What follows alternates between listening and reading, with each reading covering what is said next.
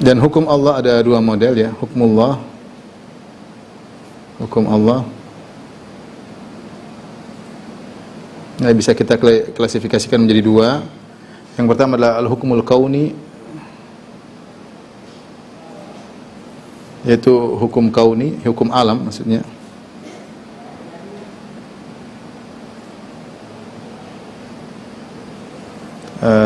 Yaitu hukum yang terkait dengan kejadian-kejadian alam.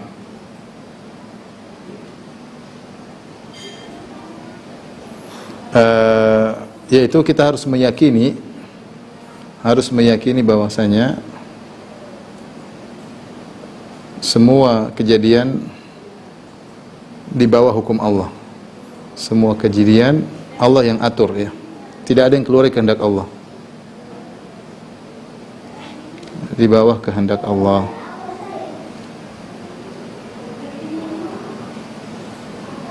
Karena Allah Al-Mudabbir ya, tidak ada yang mengatur alam semesta kecuali Allah Subhanahu wa taala.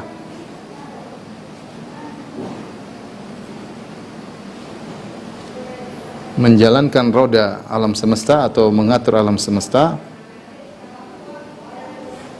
kecuali Allah. Dan ini adalah salah satu keimanan terhadap tauhid rububiyah ya. Ini adalah tauhid rububiyah ya. Karena kita tahu di antara makna rububiyah yaitu kita meyakini hanya Allah yang mencipta, hanya Allah yang menguasai dan hanya Allah yang mengatur alam semesta ini. Namanya hukum al-kauni ya, hukum al-kauni. Jadi tidak ada hukum yang berlaku kecuali hukum Allah Subhanahu wa taala dalam pengaturan alam semesta ya. Yang perjalankan segala hukum Allah, yang kejadian semua di bawah kehendak Allah. Tidak ada satu kejadian pun yang keluar dari hukum Allah Subhanahu wa taala. Ya. Kata Allah, la mu'aqqiba li hukmihi. Tidak ada yang protes terhadap keputusan Allah Subhanahu wa taala, ya.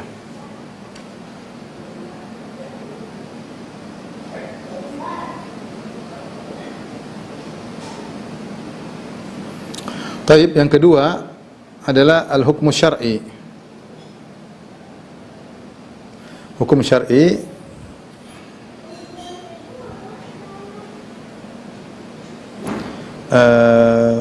yaitu hukum-hukum yang undang-undang yang berlaku ya, yang terkait dengan undang-undang terkait undang-undang yang berlaku di antara manusia. Ya. Jadi manusia harus berhukum dengan hukum Allah.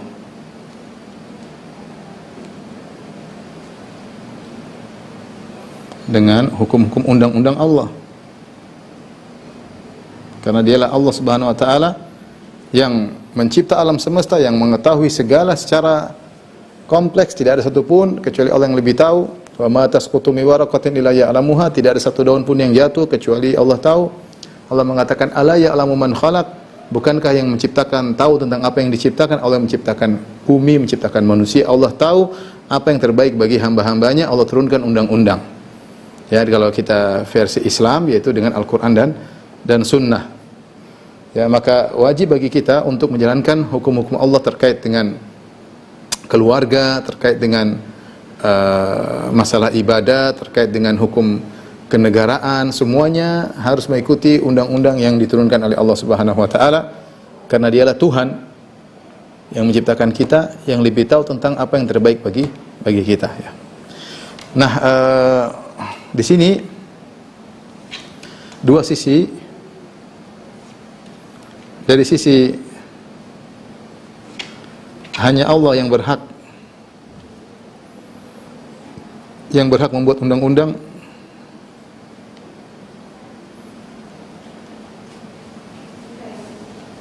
maka ini terkait dengan tauhid rububiyah. Ini tauhid rububiyah, ar-rububiyah. Ya, tidak ada yang bikin undang-undang, hanya Allah Subhanahu wa taala. Karena tidak ada satu makhluk yang bisa menyamai hukum Allah Subhanahu wa taala. Makhluk keterbatasan, dia hanya tahu sebagian sisi, dia tidak mengetahui secara makro, hanya mikro doang. Adapun Allah mengetahui segala sesuatu dengan perubahan zaman, dengan berbagai macam tempat, karena Allah yang menciptakan semuanya. Maka Allah turunkan hukum yang cocok untuk setiap waktu dan setiap zaman dan setiap tempat sampai hari kiamat. Ya. Yang bisa bikin begitu cuma Tuhan, cuma Allah. Manusia terbatas, dia nggak tahu. Makanya kita sekarang banyak undang-undang yang dibuat akhirnya di demo, di ini dipeributkan, dirubah lagi, begini macam-macam. Ternyata mudarat. Dan demikianlah, ya. Demikianlah kalau dibuat oleh makhluk yang penuh dengan kekurangan. Kemudian sisi kedua, dari sisi hanya Allah yang berhak buat undang-undang, itu tauhid rububiyah. Hanya Allah yang berhak menurunkan undang-undang. Dari sisi manusia wajib berhukum dengan hukum Allah,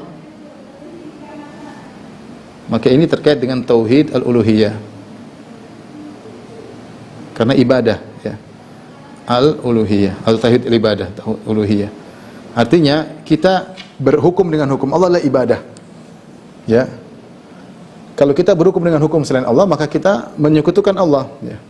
Wala yusyriku fi hukmihi ahada. Kata Allah Subhanahu wa taala, wala yusyriku fi hukmihi ahada. Ya, tidak boleh mensekutukan Allah dalam hukumnya dengan sesuatu pun. Ya.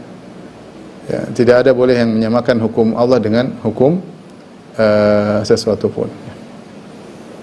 Nah, dari sisi ini kita hanya boleh berhukum dengan hukum Allah, tidak berhukum dengan hukum selain Allah. Itulah tauhid al-uluhiyah. Jadi masalah berhukum dengan hukum Allah bisa ditinjau dari sisi tauhid rububiyah karena Allah yang berhak membuat hukum, atau dari sisi kita hanya berhukum dengan hukum Allah, maka itu tauhid al-uluhiyah. Saya ulangi para dokter sekalian, yang berhak membuat hukum hanyalah Allah. Hukum Allah ada dua. Ada hukumul kauni terkait dengan alam semesta, yang mengatur alam semesta, ya. La mu'aqqiba li hukmih, ya. Tidak ada yang bisa proses dari hukum Allah Subhanahu wa taala, namanya hukum al-kauni. Alam semesta ini tidak ada yang ikut bersama Allah, ikut serta mengatur alam semesta. Tidak ada. Semua di bawah kehendak Allah Subhanahu wa taala. Dan ini adalah tauhid rububiyah karena kita meyakini hanya Allah yang mencipta, hanya Allah yang memiliki alam semesta, hanya Allah yang mengatur alam semesta. Tidak ada yang keluar dari keputusan Allah, tidak ada yang keluar dari kehendak Allah. Namanya al-hukmul kauni. Sebagaimana kita yakin bahwasanya semua kejadian alam tunduk dengan kehendak Allah, maka demikian juga al-hukum syar'i. Hukum syar'i itu undang-undang yang berlaku di antara manusia. Itu pun kita harus yakin hanya hukum Allah yang boleh berlaku. Hanya hukum Allah yang boleh berlaku. Kenapa? Saya katakan karena Allah Subhanahu wa taala dia Tuhan, dia yang lebih tahu tentang seluruh makhluknya, ala ya'lamu man khalaq, dia yang lebih tahu tentang seluruh makhluknya. Tidak ada satu daun pun jatuh kecuali Allah tahu, dan dia tahu perkembangan zaman, apa yang terjadi di masa depan, dan dia memilih hukum yang lebih pas untuk kemaslahatan dan kesejahteraan manusia karena Allah lebih tahu tentang makhluk yang dia ciptakan. Maka tidak boleh kita samakan hukum Allah dengan hukum manusia yang penuh dengan kekurangan, yang hanya bisa memandang dari sisi mikro, tidak memandang dari sisi makro. Itu pun dia kalaupun bisa memandang dengan sisi makro, dengan mengumpulkan berbagai macam manusia yang melihat dari berbagai macam sisi, itu pun terbatas pada zaman itu. Jadi zaman lain berubah lagi karena dunia selalu berubah zaman dan waktu, ya, berbeda kondisi. Yang mengetahui secara makro, secara totalitas hanyalah Allah. Oleh karenanya hukum yang Allah turunkan itulah hukum yang berlaku untuk setiap saat dan setiap tempat. Baik, ini terlebih dahulu kita bahas.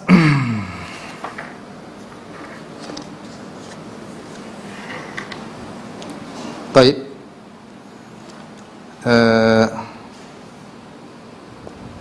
Sudah? Belum?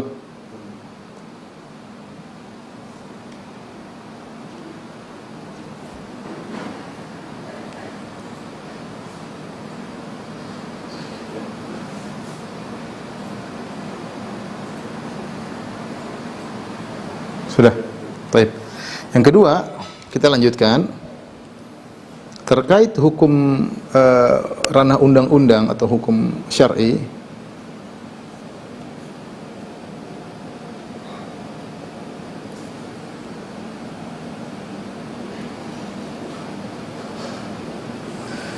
Maka ada hukum yang ada syariat dalam Islam, ya. Bisa kita klasifikasikan menjadi dua. Bisa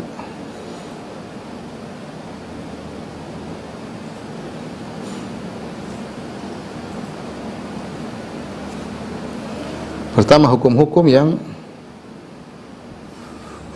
yang jelas, yang ada syariat dalam Islam.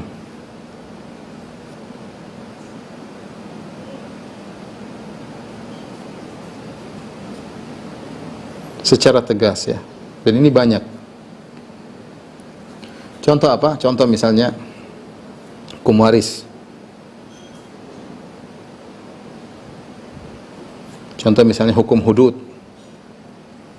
Itu orang yang berzina hukumnya begini, orang yang mencuri hukumnya begini, orang yang membunuh hukumnya begini. Hukum pernikahan, hukum perceraian, ya banyak. Hukum masalah jinayat, ya banyak. Jadi hukum-hukum yang kalau kita buka buku-buku fikih akan dijelaskan secara detail ya. Maka ini tidak boleh diotak-atik.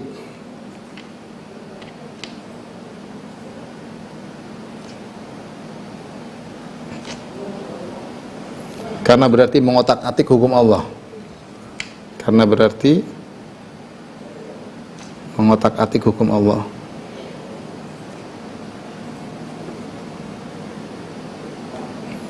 Ini ranah yang tidak boleh tidak boleh diotak-atik.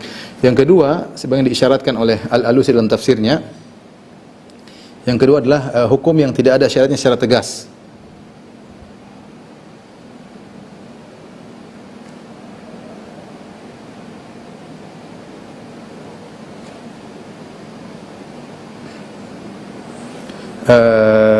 Dan ini masuk dalam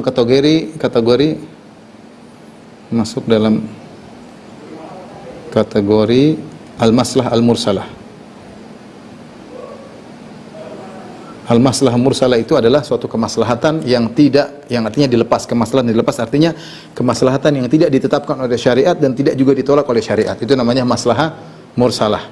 Ya, kalau kita artikan secara bahasa, artinya kemaslahatan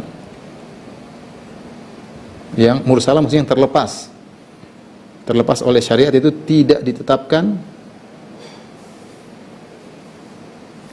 dan tidak ditolak, tidak dinafikan. Ya, ini contohnya seperti apa ya? Contoh misalnya undang-undang lalu lintas misalnya, ya. Undang-undang lalu lintas, misalnya undang-undang IMB atau bangunan ya, IMB, misalnya pembuatan yayasan. Banyak hal yang seperti kesepakatan di kampung, kesepakatan aturan, misalnya aturan gotong royong, aturan siskambling ya, misalnya kesepakatan di kampung ya. Ini tidak ada jelas dalam hadis begini, dalam Al-Quran begini, tidak ada. Tapi ini syaratnya harus ditinjau secara syariat, ditinjau benar atau tidak. Maka wajib ditinjau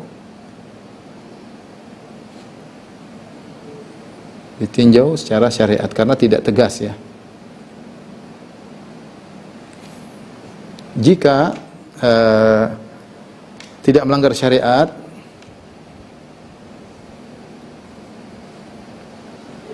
di sini butuh ijtihad. Jika tidak melanggar syariat, maka wajib untuk ditaati. Jika ini hukum negara, maka wajib ditaati. Jika hukum negara,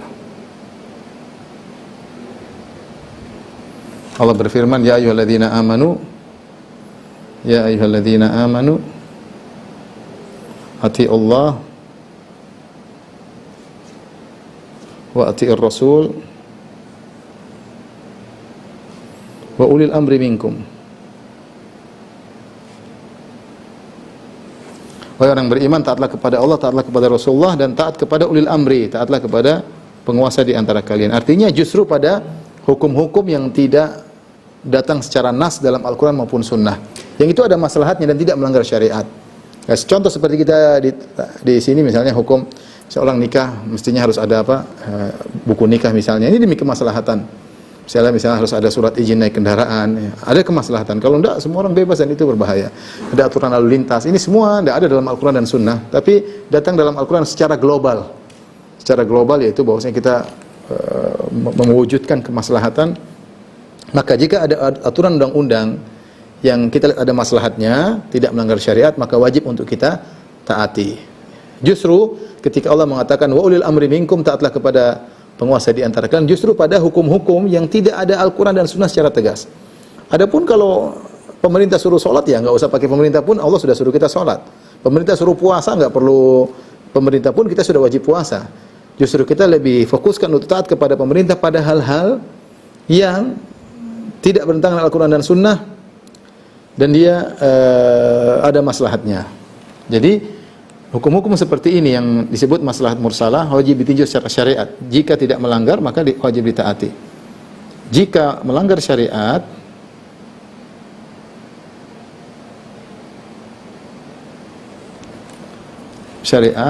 maka tidak boleh ditaati. Meskipun dari penguasa.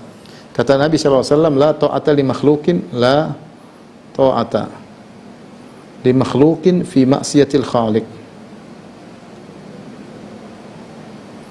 Tidak ada ketaatan kepada makhluk dalam rangka bermaksiat kepada Allah.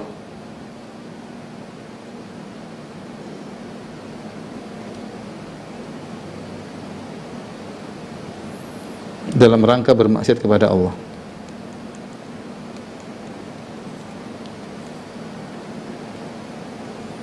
Ya, misalnya, ya kalau misalnya penguasa menyuruh untuk melakukan yang haram atau menjual khamr misalnya, atau untuk riba misalnya, kita tidak boleh taat karena akan mendatangkan kemurkaan Allah Subhanahu wa taala.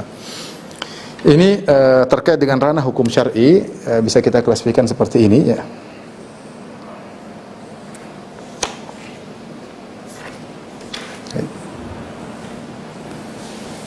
Selanjutnya kita akan bacakan ayat-ayat, dalil-dalil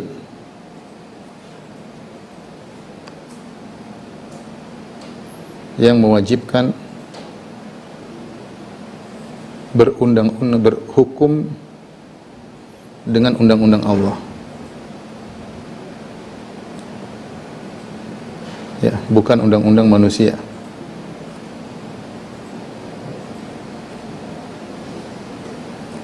Ingat ya, kita berbicara tentang, jadi hukum syar'i sudah kita bagi dua, ada yang memang nas dan ada yang tadi masalah mursalah. Kalau masalah mursalah perkaranya lebih ringan, tinggal ditinjau sesuai syariat atau tidak. Tapi yang nas-nas tegas seperti hukum waris, hukum hudud, hukum ini, maka kita harus taat kepada Allah Subhanahu wa taala. Dalilnya banyak, di antaranya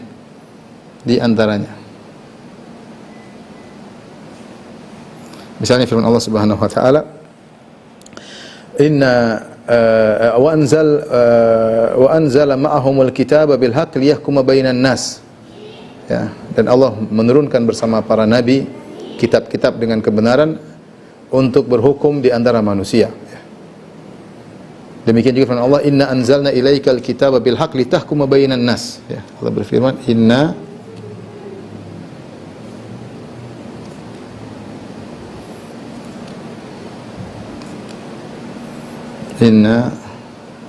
anzalna ilaikal kitaba bil haqq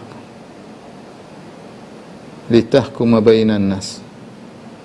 Ayatnya jelas. Kami turunkan kepada engkau Al-Quran dengan kebenaran, litahkuma bainan nas, yaitu agar kau berhukum di antara manusia. Ya. Agar engkau Muhammad berhukum dengan Al-Quran di antara manusia. Jelas ini wajib.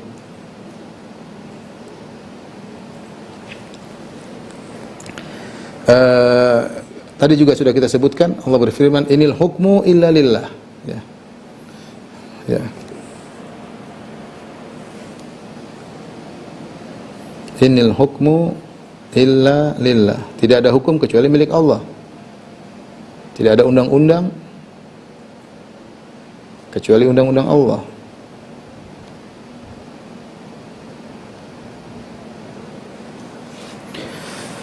Dan ayat seperti ini sangat banyak ya. Kemudian dalil-dalil yang menunjukkan bahwasanya menolak hukum Allah ciri-ciri orang munafik. Dalil-dalil yang menunjukkan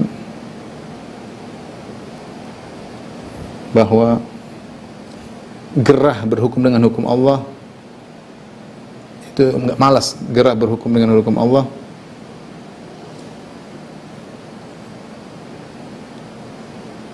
adalah ciri-ciri orang munafik.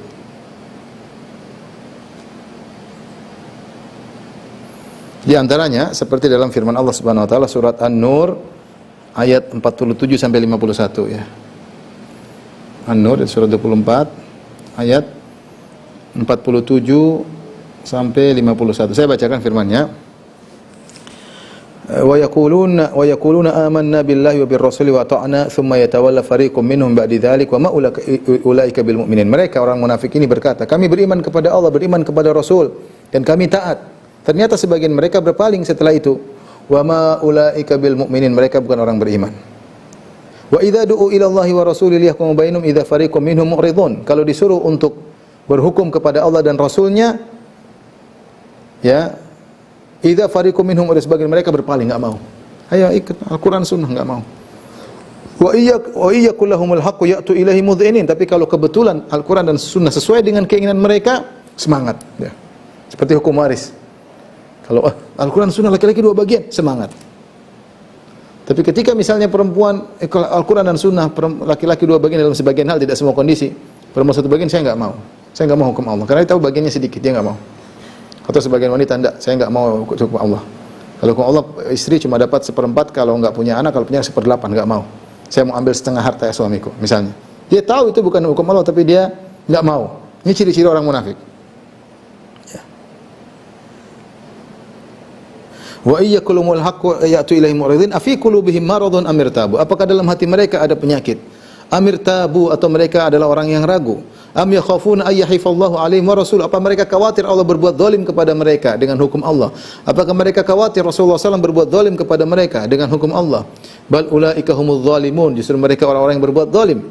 Innama kana qaulal mu'minina, Allah bedakan. Adapun sesungguhnya hanyalah perkataan orang beriman, idza du'u ila Allahi wa rasuli, kalau diajak untuk berhukum dengan hukum Allah dan Rasulnya, liyahkum bainahum an yaqulu sami'na wa ata'na, mereka mengatakan kami dengar, kami taat. Wa ulaika humul muflihun, itulah orang-orang yang beruntung. Dalam ayat ini Allah sebutkan tentang ciri, ya, ciri orang munafik. Di sini ada ciri-ciri orang munafik.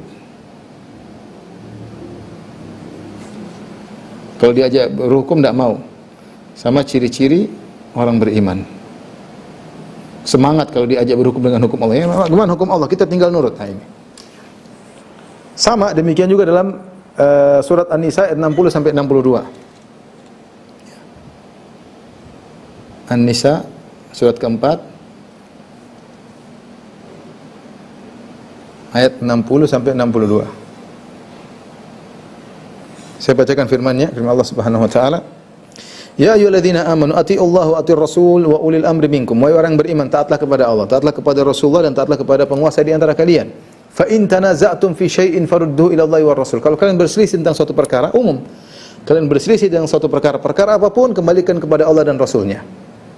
Dan Ibnu Taimiyah menjelaskan hukum dengan hukum Allah semua berlaku dalam segala aspek. Selama itu ada hukumnya, harus jelaskan. Hukum terhadap istri, terhadap anak-anak, memberi hadiah kepada anak-anak, harus ikut hukum Allah. Masalah hadana, masalah perceraian, masalah pernikahan, masalah tetangga, semuanya harus hukum. Selama ada hukumnya harus dijelaskan, dijalankan. Kalau enggak, maka masalah mursalah, tinggal melihat maslahat dan mudarat.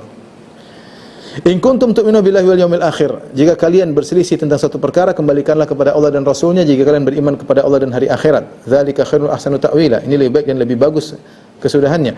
Kemudian Allah sebutkan ciri-ciri orang munafik. Alam taro ilal ladzina yaz'umuna annahum amanu bima unzila ilaika wa ma unzila min qablik. Tidakkah engkau melihat kepada orang-orang yang menyangka, mengaku-ngaku bahwasanya mereka beriman terhadap apa yang diturunkan kepada engkau dan apa yang diturunkan sebelumnya? Mereka merasa beriman dengan kitab-kitab Allah. Tetapi ternyata hakikatnya apa? Yuriduna ayyatahakamu ila tagut. Mereka ingin berhukum kepada tagut, kepada hukum-hukum selain hukum Allah. Mereka enggak mau terima hukum Allah. Wa qad umiru ayyakfuru bih. Padahal mereka telah diperintahkan untuk kufur kepada selain hukum Allah. Wa yuridu syaitanu ayyudhillahum dhalalan ba'ida. Dan syaitan ingin mereka disesatkan, setan sesatkan mereka dengan kesesatan yang jauh. Wa idza qila lahum ta'alu ila ma anzalallahu ila rasul ra'aital munafiqina yasudduna anka sududa. Jika dikatakan kepada mereka, ayolah mari kita menuju kepada hukum Allah dan hukum Rasulnya, kau akan melihat orang-orang munafik benar-benar yasudduna anka sududa, menghalangi orang untuk berhukum dengan hukum Allah dan Rasulnya. Tidak suka ada hukum Allah, hukum Rasul, enggak suka. Benci kepada hukum Allah dan hukum Rasulullah. Orang munafik seperti ini. Meskipun mereka salat, meskipun mereka bayar zakat, meskipun mereka berhaji, meskipun mereka umrah, meskipun mereka berjihad ya, tapi kalau ternyata tidak suka dengan hukum Allah dan hukum Rasulullah, ini ciri-ciri orang munafik. Ya.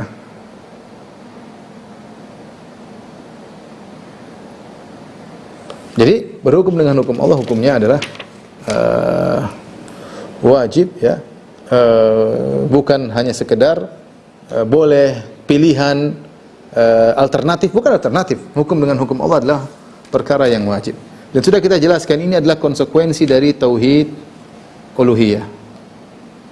Berhukum dengan hukum Allah, atau kita tambahkan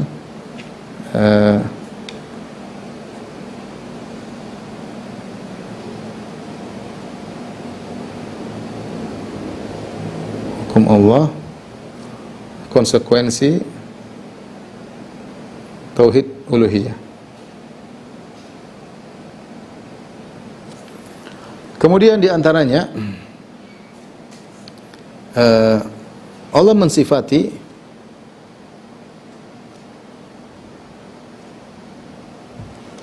hukum selain hukum Allah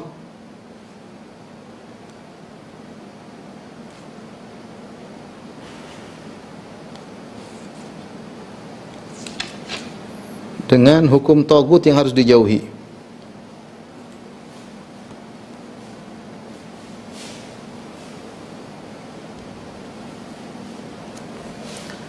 Tadi yuriduna ayatahakamu ila tagut. Orang-orang munafik ketika disuruh berhukum dengan Allah, mereka tidak mau.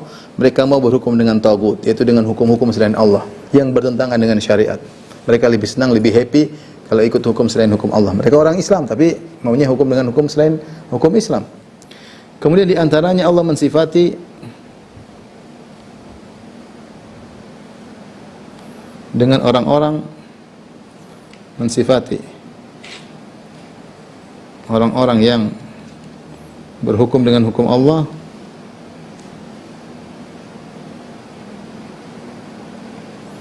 dengan zalimun, fasiqun, ya, kafirun, dengan tiga sifat. Al-zalimun, al-fasiqun, orang-orang fasik, al-kafirun. Kata Allah, "Man lam yahkum bima anzalallahu fa ulaika humul kafirun." Siapa yang tidak berhukum dengan hukum Allah, maka mereka adalah orang yang kafir. Dalam ayat yang lain, "Wa man lam yahkum bima anzalallahu fa ulaika humul fasiqun." Siapa yang berhukum dengan hukum selain Allah, maka mereka orang yang fasik. Allah juga berfirman, "Man lam yahkum bima anzalallahu fa ulaika humudz zalimun." Siapa yang tidak berhukum dengan hukum Allah, maka mereka adalah orang-orang yang zalim, ya. Ini semua dan ayat-ayat seperti ini banyak yang menunjukkan ketegasan bahwasanya yang berhak menurunkan hukum hanyalah Allah Subhanahu wa taala, karena dia Tuhan pencipta alam semesta dan dia yang mengetahui segalanya, dia tahu maslahat dan mudarat, dan dia yang tahu tentang apa yang terjadi di masa depan. Maka tidak boleh seorang menyaingi hukum Allah Subhanahu wa taala. Baik. Sudah? Selanjutnya ya. Hukum orang yang berhukum, jadi pertama hukum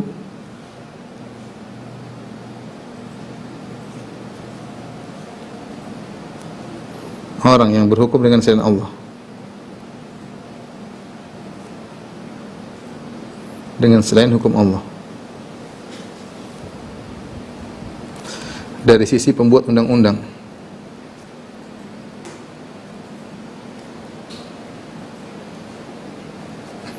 Yang kedua, orang yang maunya menyelesaikan masalah dengan hukum selain Allah. Dia bukan pembuat undang-undang. Dengan hukum selain Allah. Hukum selain hukum Allah. Ini masyarakat maksudnya. Maksudnya masyarakat bukan pembuat undang-undang.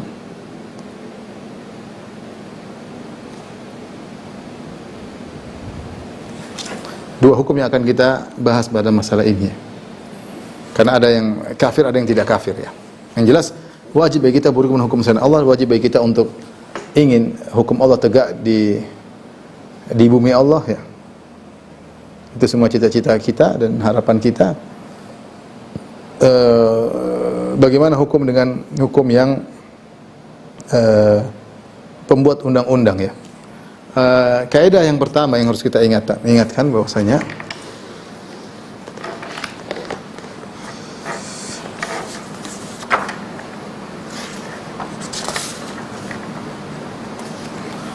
hukum asal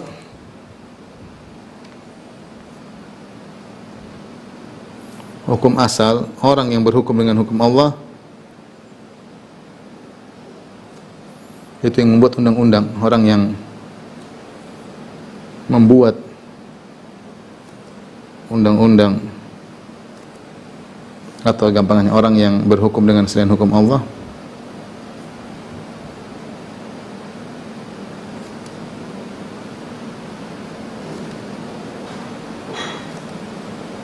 adalah kufur asghar, kufur kecil. Kufur kecil maksudnya dosa besar tapi tidak keluar dari Islam. Yaitu dosa besar tapi tidak keluar dari Islam. Ini hukum asal. Apa dalilnya? Dalilnya banyak diantaranya. Pertama, perkataan sahabat Abdullah bin Syaqiq, "Ma kana sahabatu yarawna syai'an minal a'mali tarkuhu kufrun ghairu shalat." Para sahabat memandang hanya salat yang merupakan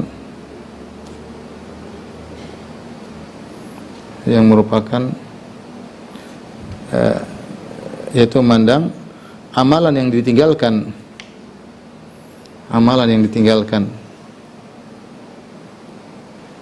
menyebabkan kekufuran hanya salat, menjadikan kufur kafir hanya salat. Selainnya jika seorang sengaja meninggalkan haji, sengaja meninggalkan puasa, dia tidak kafir. Di antaranya sengaja meninggalkan hukum Allah, maka tidak kafir. Yang disepakati oleh para sahabat sengaja meninggalkan salat itu yang kafir. Ini berdasarkan perkataan Abdullah bin Syaqiq. Kemudian yang kedua juga yang menunjukkan bahwasanya hukum asal seorang berhukum dengan hukum selain Allah, satu hukum, dua hukum, tiga hukum, maka ini adalah kufur kecil berdasarkan tafsir Ibnu Abbas dan murid-muridnya.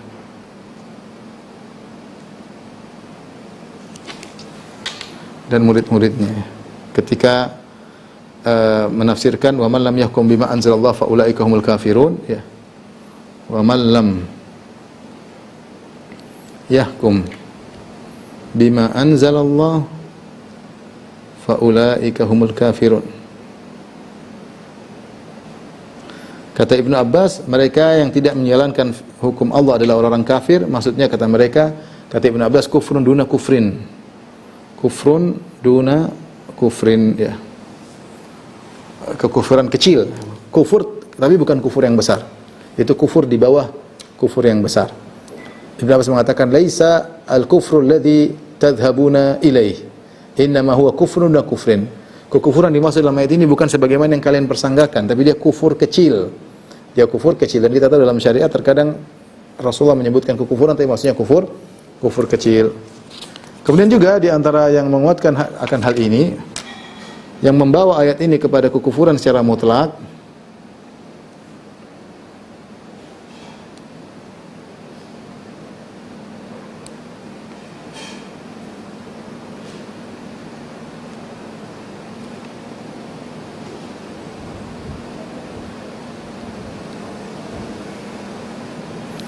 kepada kufur akbar secara mutlak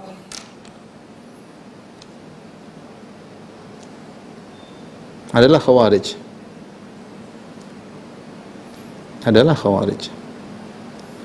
Ya, ketika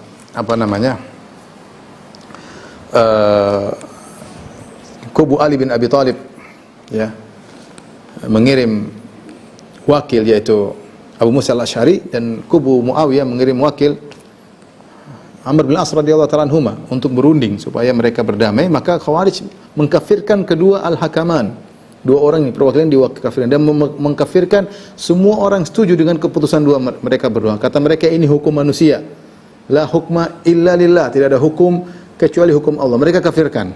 Maka Ali bin Abi Thalib berkata, kalimatu haqqin urida biha batil. Perkataan mereka, dalil mereka sebutkan ya, inil hukmu illa lillah, tidak ada hukum kecuali hukum Allah. La hukma illa lillah, tidak ada hukum kecuali hukum Allah. Untuk dalam rangka mengkafirkan para sahabat, kata Ali bin Abi Thalib, kalimatu haqqin urida biha batil. Ini perkataan yang hak karena disebutkan ayat, tapi maksudnya adalah kebatilan. Jadi yang menganggap bahwasanya semua menjalankan hukum Allah langsung kufur akbar, ini mazhabnya Khawarij. Dari sini kita tahu bahwasanya hukum asal, wallahu alam bisawab, hukum asal orang berhukum dengan hukum selain Allah adalah kufur asgar. Tetapi kapan bisa menjadi kufur akbar? Pertanyaan. Namun, perhatikan, namun bisa berubah menjadi kufur akbar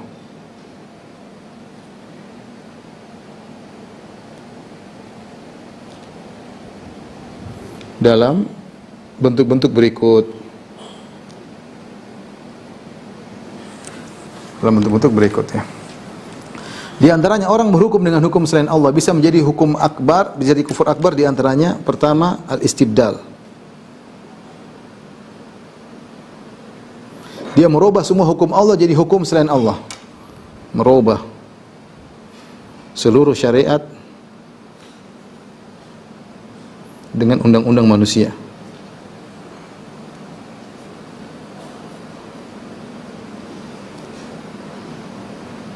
Jadi gambarannya ada suatu negara berhukum dengan hukum Allah, misalnya mungkin saya nggak tahu, mungkin di Arab Saudi misalnya, atau di negara lain yang mungkin di Brunei atau di mana, Allah alam. Intinya ada hukum Allah, sudah tahu ini hukum Allah. Dia datang dan dia rubah, kita rubah semua dengan hukum Perancis, kita rubah dengan hukum Belanda. Orang ini kafir, kufur akbar. Kenapa? Karena dia tidaklah dia merubah itu semua, kecuali dia pasti menganggap hukum ini lebih bagus atau hukum ini sama. Kalau tidak, beda kalau dia merubah satu dua, ya. Dia berubah istibdal secara total, ini kafir kata para ulama, kafir. Ya, menunjukkan dia menentang hukum Allah, dia rubah semuanya dengan hukum kafir ya.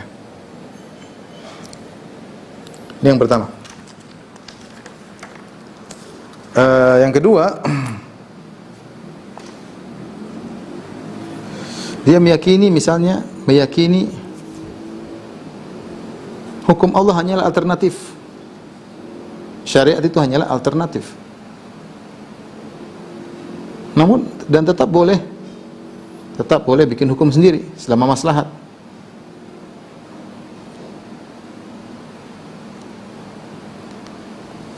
Secara maslahat. Boleh sendiri kalau ada maslahat.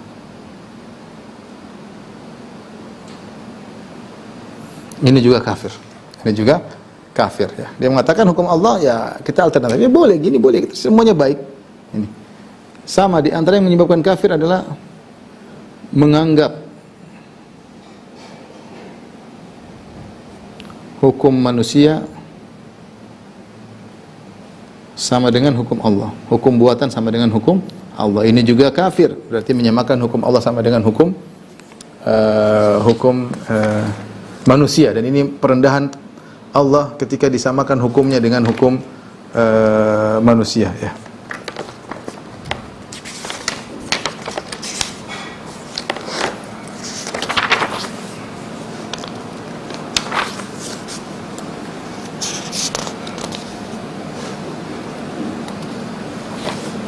Ya, tadi dia pertama menganggap boleh bikin hukum selain hukum Allah, alternatif hukum Allah boleh, hukum saya juga boleh bikin juga boleh. Apalagi menganggap lebih parah lagi hukum buatan atau manusia lebih afdal dari hukum Allah. Hukum Allah karena sikon. Ya sekarang sikon ya nggak bisa, lebih bagus hukum manusia, ini juga nggak boleh. Itu berarti menganggap hukum Allah tidak pas berarti protes terhadap Allah Subhanahu wa taala. Ini juga kata para ulama menyebabkan seorang keluar dari Islam.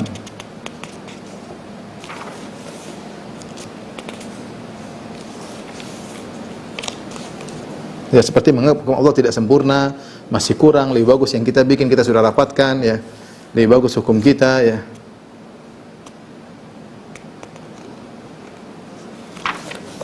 Ini kesimpulan ikhwan dan akhwat, ya, yang menyebabkan, ya, bahwasanya seorang tidak berhukum dengan hukum Allah meskipun asalnya kufur asghar, tapi bisa menjadi kufur akbar, bisa menjadi kufur akbar, ya. Intinya kapan dia memiliki keyakinan salah satu dari keyakinan ini, maka dia terjerumus dalam kufur akbar. Lain halnya, perhatikan, lain halnya jika tidak demikian. Jika tidak demikian, maka hukumnya kufur asghar. Seperti dia berhukum dengan hukum selain Allah, tapi dia tahu dia salah. Tapi dia tahu dia salah. Dia berhukum dengan hukum selain Allah, tapi dia terpaksa, kalau enggak dia akan ini, ya, misalnya, ya, seperti itu.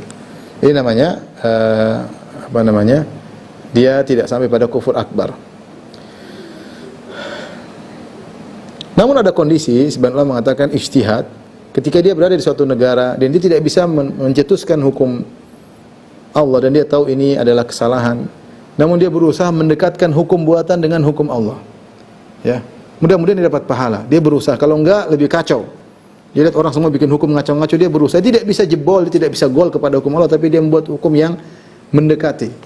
Dia berijtihad, dia mengambil irtikabu akhafidh dhararain, menempuh yang lebih ringan kemudaratannya. Maka seperti ini mudah-mudahan dia mendapatkan pahala. Mudah-mudahan, ya. Mudah-mudahan. Wallahu ta'ala alam bisawab. Ini terkait dengan orang yang buat undang-undang. Sekarang terkait dengan masyarakatnya, ya. Sama, hukumnya mirip, ya. Ini hukum asalnya adalah kufur asghar.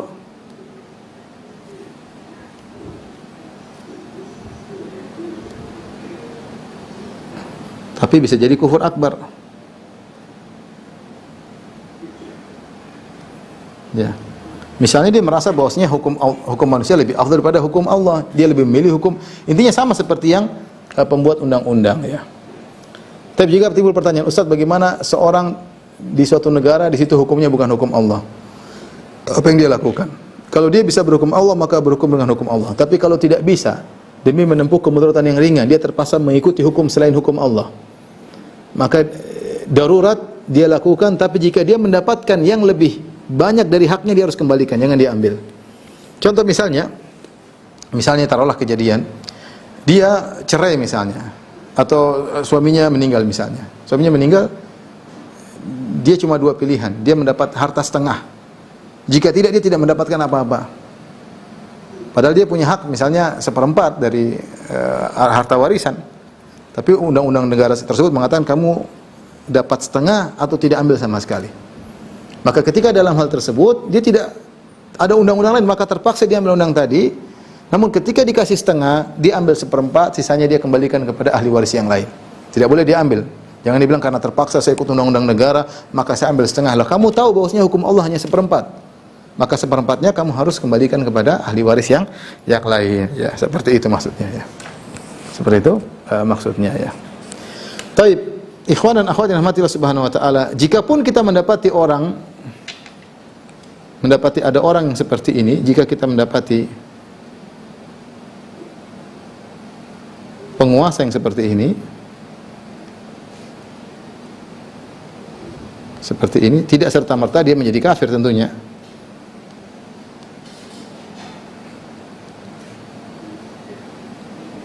Dia terjerumus dalam kekufuran, tapi tidak serta-merta menjadi kafir, harus ditegakkan hujjah, ya. Harus dinasihati. Disihati dengan ditegakkan hujjah, argumentasi untuk menjelaskan kepada dia, dan dihilangkan syubhat. Mungkin dia ada syubhat, dia menyangka bahwasanya untuk urusan negara misalnya tidak perlu undang-undang Allah misalnya, ada orang kena syubhat banyak, dan dihilangkan syubhat. Saya katakan bukan cuma, bahkan sebagian ulama-ulama saya lihat di Mesir justru mengatakan kami tidak menerima undang-undang Islam, kami adalah sekularis. Ulama yang ngomong, mufti-mufti, sebagai mufti-mufti, saya sedih melihatnya. Tapi demikian. Nah, orang pemerintah melihat seperti itu, ya sudah dia ikut. Ini juga ulama kok. Dia ada syubhat. Ya, sama seperti ketika Al-Ma'mun. Al-Ma'mun ketika berhukum dengan hukum selain Allah, memaksa orang untuk mengucapkan Al-Quran itu makhluk. Apakah Imam Ahmad mengkafirkan Al-Ma'mun? Jawabannya tidak. Al-Ma'mun sudah terjerumus dalam kekufuran, tetapi tidak dikafirkan oleh Imam Ahmad. Kenapa? Karena dia terkena syubhat. Dia terkena syubhat. Tapi perbuatan dia memaksa orang mengucapkan Al-Quran itu makhluk ada perbuatan kekufuran, karena itu hukum selain hukum Allah Subhanahu wa taala.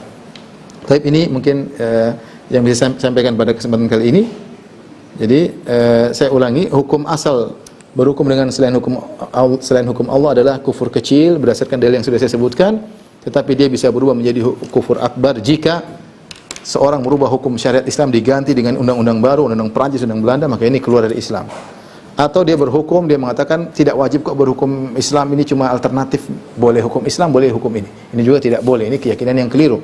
Berhukum dengan hukum Allah itu wajib, bukan alternatif. Atau menganggap hukum yang saya bikin sama kok, nggak ada masalah. Apalagi menganggap hukum saya lebih afdal daripada hukum Allah karena kondisi sekarang lebih cocok hukum saya, ini juga sama. Ini semua terjerumus dalam kekufuran. Tapi saya katakan tadi, tidak serta-merta orang berkeyakinan seperti ini kita vonis kafir kecuali setelah kita tegakkan hujjah dan menghilangkan syubhat, sebagaimana Al-Ma'mun yang tidak dikafirkan oleh Imam Ahmad. Demikian para dokter rahmatillah subhanahu wa ta'ala, apa yang bisa saya sampaikan. Jadi kalau kita dalam kehidupan sehari-hari kita berusaha menjalankan hukum Allah, jangan karena undang-undang sesuai dengan hawa nafsu kita, maka kita undang-undang aja lah. Kalau warisan pakai hukum Allah kita nggak dapat kebagian, ini nggak boleh seperti itu ya. Wallahu ta'ala alam bisawab. Kalau ada yang bertanya saya persilahkan. Terima kasih Ustaz.